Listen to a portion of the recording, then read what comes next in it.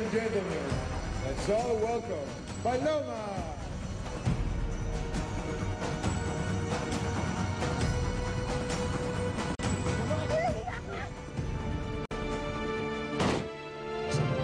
Will you marry me?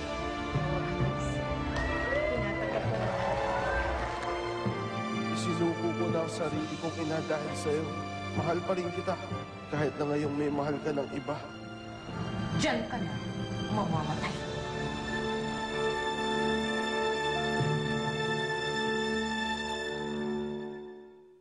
Best, sinabi nga pala sa akin ni Alex, samahan daw kita mamaya sa lakad mo.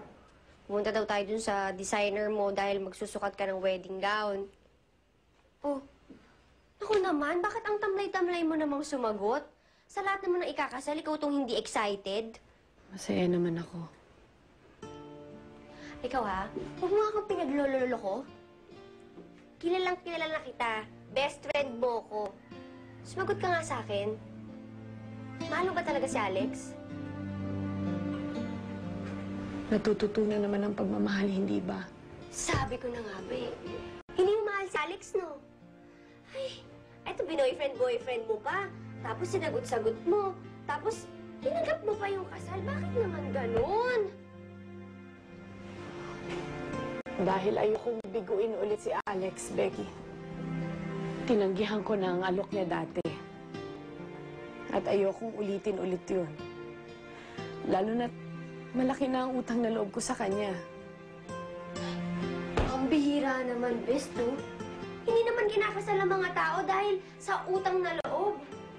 Nagpapakasal tayo dahil mahal natin siya. Dahil gusto natin siya makasama habang buhay. Isang lalaki lang ang ganyan para sa akin, Becky.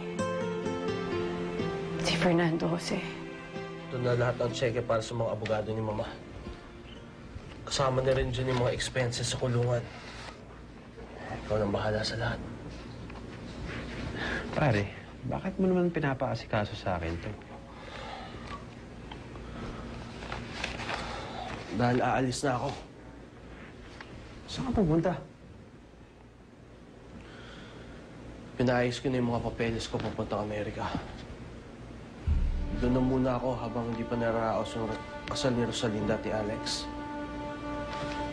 Para kahit papano, hindi masyado masakit sa akin yung mga nangyayari. Pare, alam mo, hindi naman... Pabayaan mo na lang ako sa gusto kong mangyari, Gerardo. Mas makabubuti to para sa lahat. Handa ka na ba sa kasal ni Rosalinda bukas? Sigurado ako, excited ka na. Okay lang ho. Ba't parang hindi ka masaya?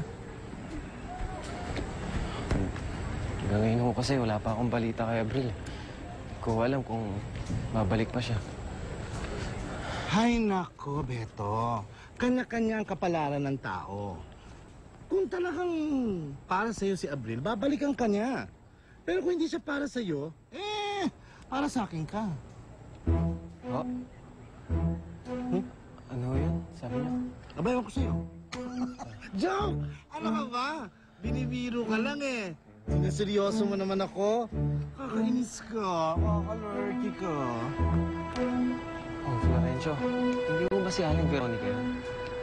Yan ang sinasabi kong kapalaran. Hindi ko siya hinahanap, pero ako hinahanap niya. Siguro, type niya ako, no? Veronica! Florencio! Buti naman nakilala mo ako. Malinaw na ang isipan ko. Ay, mabuti naman. Ang ganda. Ang hindi na lang malinaw sa akin ay kung nasaan ang anak ko. Hindi ko pa nakikita si Fernando Jose. Sa Amerika na siya titira. Wala na siyang natitirang pagmamahal sa akin. Totoo ngang hindi na ako mahal ni Fernando Jose.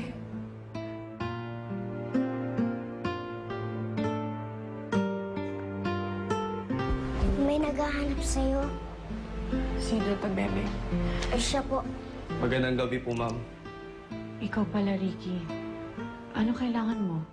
Kilala ko na ho yung lalaking nakahuli kay Valeria, ma'am. Sino? Siya po.